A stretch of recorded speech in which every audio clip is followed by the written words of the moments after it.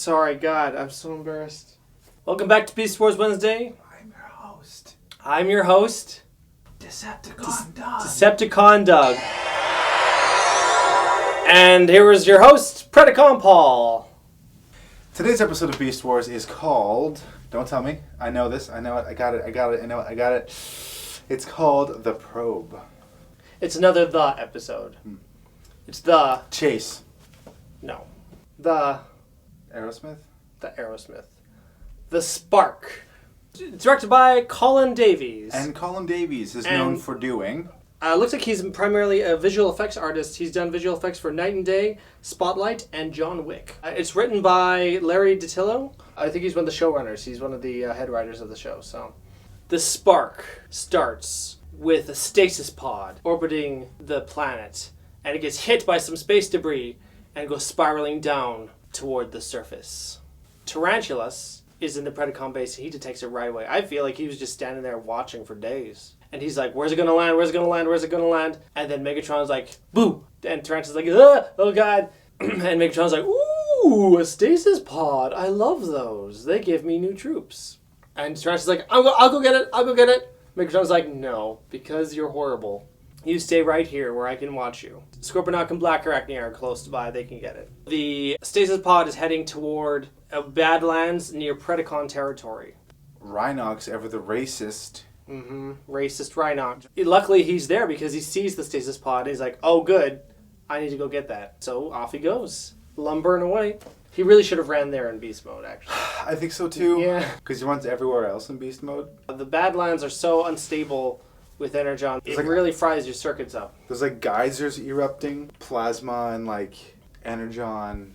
Yeah, Rhinox, he's getting affected by the Energon already. So he takes power from his weapons array to his fielding dampeners. That way he can resist the Energon radiation as long as possible without having to turn to beast mode.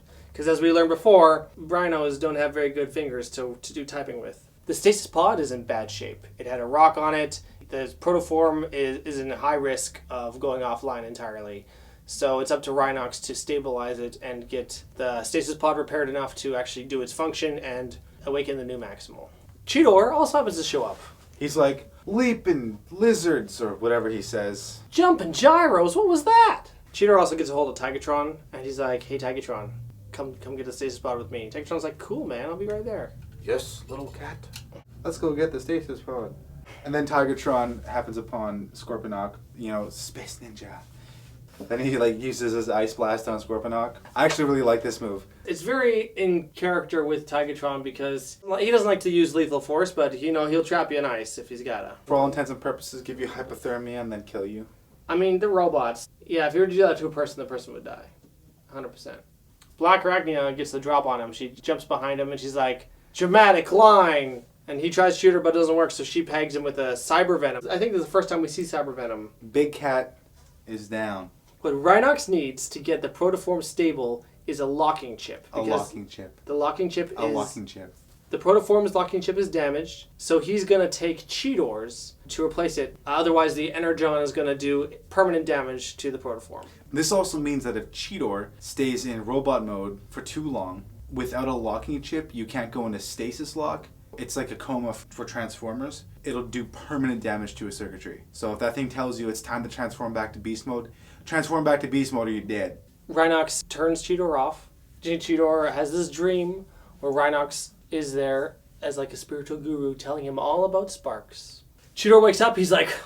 Ultra geared. Ultra geared. And Rhinox is like, I don't want to hear about it right now. By the way, thank you. Turn to beast mode. He manages to get the protoform into stasis lock. That gives Rhinox some time to fix the stasis pod. Next, he needs to basically get it repaired so that it can scan for life forms, for the protoform to adapt to the surroundings, as they've all had to do. They get a little notification on their little iPhones, ding, like, oh, there's a Predacon nearby. So Cheetor goes and fights him. It's Black Arachne, and he's like, hey, you're a spider, and she's like, right. They fight, as they so often do. Yeah, and Cheetor kicks the crap out of her. Well, actually, she more kicks the crap out of him, and then he grabs her Cyber Venom shot and throws it right back in her face. She falls over from Cyber Venom poisoning. So, ha! Take that, Black Arachne. Idiot. He's really the MVP. Oh, Cheetor really hits it out of the park this episode. Waspinator and Pterosaur show up, and Cheetor's like, great. So he gets in a bit of a scuffle, but doesn't take long before he needs to turn back to beast mode. And again, he needs to go back into beast mode right away. And he starts booking it. So Waspinator chases him. Cheetor, with some quick thinking, jumps over in like an Energon geyser. Waspinator takes the full brunt of that, takes him out. Pterosaur is all like, oh, I'm going to shoot you with my rockets. Classic Pterosaur. Rhinox, he hooks himself up into the stasis pod, so he needs to basically take the maximum programming from him into the stasis pod. It could potentially do damage to his circuits, but, you know, he's willing to put himself on the line to help out the protoforms. You know, it does his thing, and he's like, ah! And then he gets knocked back and has to transform into beast mode, but he managed to get the pod fixed so that it starts scanning for life forms. However, life forms around here are pretty scarce. Not a whole lot of animals to scan. Now, Pterosaur shows up. He's all like, my lucky day. Rhinox and the protoform. And then he goes to take the protoform and shoot Rhinox, and then the pod scans the eagle that's in the sky. It's a falcon, actually. She's a little big to be a falcon. Well, She picks up Pterosaur. She's not falcon-sized. Just like Rattrap's not rat-sized. Yeah, he is. What vermin have you been dealing with? Rodents of unusual size? I don't think they exist. Okay, a hawk. There's a hawk flying in the sky. Falcon, though. She's Okay, a peregrine fine. falcon. A falcon. A falcon. Air Razor shows up. And she's like, you're mine, pterodactyl. And she kicks his butt. They fight. Air combat. Boom, boom, bang. Because she can fly. And she blows him to pieces. Literally. Yeah, actually, I'm kind of surprised Pterosaur survived that. He had it coming. He had it coming. He had it coming. He only had himself to blame. Air Razor, Cheetor, Tigatron, Rhinox, everyone's back at the base. They're having a grand old time. They're like, welcome to the team, Air Razor. Oh. And then Optimus is like, hey, let me give you a guided tour of the base. Only female for a 10-kilometer radius. I think he checks out her little feathery tush. He checks out her tail feathers, if you know what I'm saying. He literally, like, just look, right? Yeah, There. right there. Come on, Optimus. Come on. Okay, slow motion. Right there. The end. Well, they're both flyers, I suppose. Yeah, they have a lot to talk about. Remember that time we were flying?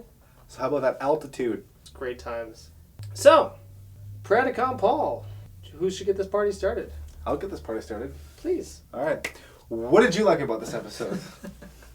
Thanks for asking, Predacon Paul. No problem, Decepticon Doug. Yeah, because I want to share with you what I liked about this episode. And I want to hear what you liked about this episode. Great. We're off to a good start. I really like the spark. I think it's a really solid episode. I like the atmosphere of it. Oxygen, nitrogen, bit of carbon dioxide in there. You need all those things. I really like the atmosphere of this episode.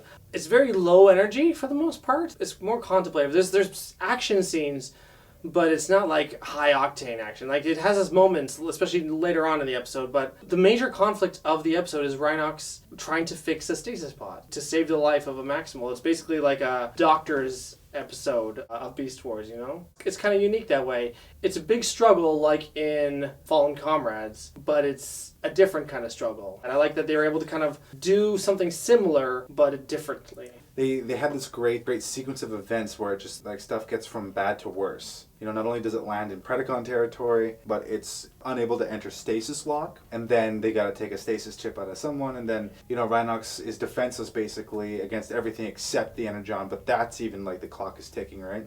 Mm-hmm. So the clock is ticking for him and for the stasis pod. Cheetor takes out Black Arachnia, and then boom, 2 flyers come in, so... But it never feels like the rising action and the rising stakes are forced in any way. It seems very logical. Yes, they're in Predacon territory, so it's going to be easier for the Predacons to get there. It makes sense when the flyers come in. It all feels very natural. Another thing I really like is that this is a significant chapter in not just like Beast Wars, but Transformers lore in general. Oh yeah, for sure. You know, for the first time ever, see a spark. Sparks were mentioned once. It was in Guerrilla Warfare where Optimus says spark fading. You don't really know what that means. But in this episode, it clarifies the spark is essentially the soul of a Transformer. But you can see it. Yeah, it's kind of a tangible soul. I don't know exactly how that works. All their personality, whoever they are, is in that spark. It just opens up this thing that they use in future Transformers episodes and they sort of also retroactively incorporate into like older Transformers episodes. So it just becomes actually this standard thing in Transformers history from this point forward. And it's a good idea. It's kind of something that he makes living robots make a little more sense. Not a lot more, but a little more sense. What did you like about it, Paul? Or Predacon, Paul? Thank you. There wasn't really much I didn't like about this episode. It was a very simple idea. It wasn't this grand, huge, mysterious plot, kind of like, The Trigger. It was more of a familiar story, but it was a different take on a familiar story. You really got to see certain characters shine. Rhinox. Cheetor deserves a gold star for this one, for his resourcefulness and everything. The Predacons were effective and dangerous. The only one who really wasn't was Scorponok, but I think he's pretty much written off now as just a bumbling idiot. I think the thing is he just didn't get a chance to. Just Tigatron got the drop on him. He just got him too fast. So. But it's a recurring thing. Scorponok is just sort of getting sharded on. And then the introduction of a new character. Yeah, I really like Ray Razor. She's a good member of the team. Fast and powerful. I feel like they could have done more with her in the series, but as for like an introduction of a character, like they really knocked it out of the park with this one. She shredded Pterosaur. He's dumb, but he is powerful. It was a good chance to show sort of what level of warrior she was. It's hard to expand on it too much. It's pretty simple. It's a simple story, yeah. It's simple. But it's well executed. Like it's really very well executed. Really well executed. It feels like a longer episode than a lot of other episodes. I think because the stakes were so high. There weren't tons of characters, so they didn't have to like have any unnecessary dialogue. Everything was focused. And the focus was keep the protoform alive. Rhinox takes care of that. Cheetor tries to basically guard Rhinox so that he can focus on the pod. Cheetor just has to not get scrapped. And the odds are so stacked against them in this episode. And it's nice to see them really shine with teamwork. That's one thing that I would say really, really worked with this episode for me too, is just to see how good of a team they are. To go from reckless Cheetor to he really comes through. He even as just the individual character has really grown. And you get to see just how selfless he is too, and the fact that he's willing to sacrifice his spark to save someone that he probably never met before. He's doing the right thing, and you really get to see a really solid good versus evil. And what's great also is the Predacons, they don't fail because they're complete idiots. Yeah, the Tigatron got the drop on Scorponok. He caught him as he was transforming. Yeah. Terrorized! And then next, Black Arachnia, she's a formidable opponent. She almost won, basically. Cheetor's being quick is what saved him. And then, Waspinator, even Waspinator wasn't a complete moron. He just had bad luck of the geyser knocking him out. That was basically just luck. Yeah. Cheetor knew that it could go off, but it could have just as easily have gone off on him. So a little luck on their side. And that's nice when the conflict doesn't feel like you have to compromise intelligence or character to reach the end of your goal, to reach the end of the episode. The conflicts played out very naturally. That's good writing. Okay, let's go with what didn't work. Geez, I'm actually struggling to think about it. So am I. That's why I want you to take this away. It's funny the way that Pterosaur gets blown to pieces at the end. It does kind of make you wonder how his spark wasn't extinguished. If he's in robot mode in the Badlands, in pieces all over the place. He does probably go into stasis lock. Yeah. His locking chip is still functioning. I guess my own counter argument also would be that they're closer to the Predacon base. Yeah. But, it's just yeesh. Holy crap, she blew him to bits. This doesn't even feel like that much of a complaint, really. Honestly, I got no complaints with this one. Okay, if I had to nitpick anything. Yeah, go for it. Why did the stasis pod have to fall in either the Maximal or the Predacon territory? The planet, if it's, let's say, the same size as the Earth. If it's the same size as the Earth, sure. Let's just say it is. Let's say it, yeah. It's huge. There's continents, there's countries. It could land anywhere. It could land in the ocean. But it happened to land in an energon field.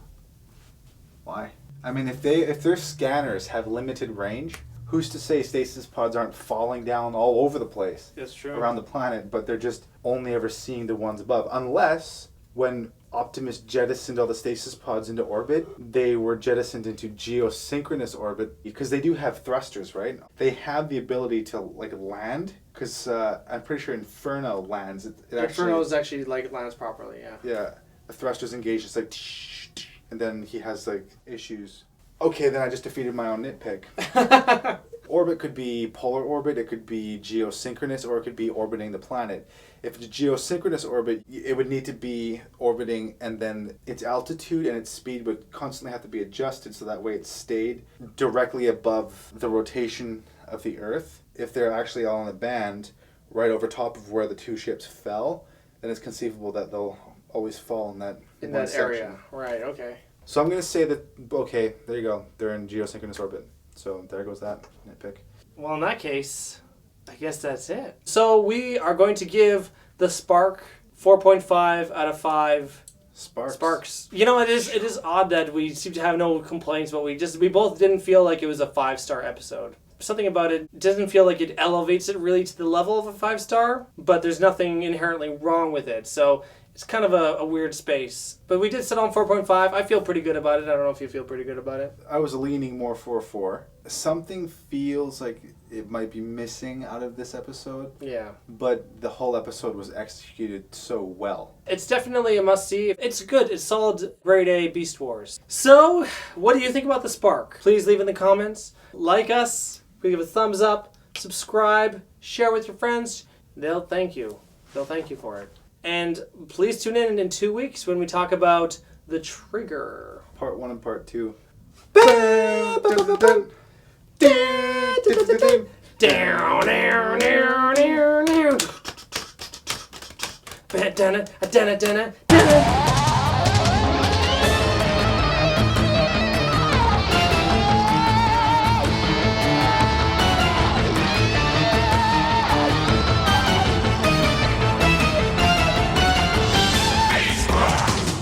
What I like about this episode is the mood. You mean the atmosphere?